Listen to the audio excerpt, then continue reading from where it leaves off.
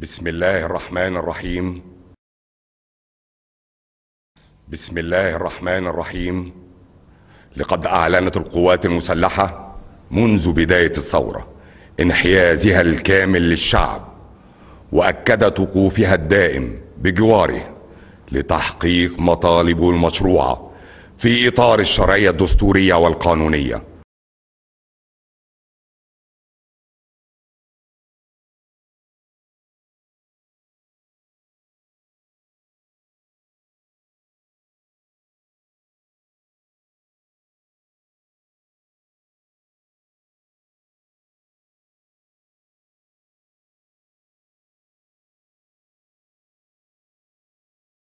طيب خلونا بقى نسمع بيان المجلس العسكري اللي صدر النهارده قبل المؤتمر الصحفي على طول. هنسمعه مرة تانية وبعد كده هننزل الشارع نجس نبض الناس وردود أفعالهم على البيان.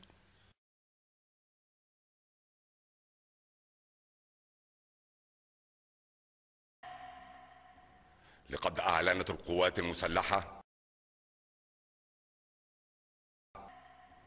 لقد أعلنت القوات المسلحة منذ بداية الثورة انحيازها الكامل للشعب، وأكدت وقوفها الدائم بجواره لتحقيق مطالبه المشروعة في إطار الشرعية الدستورية والقانونية.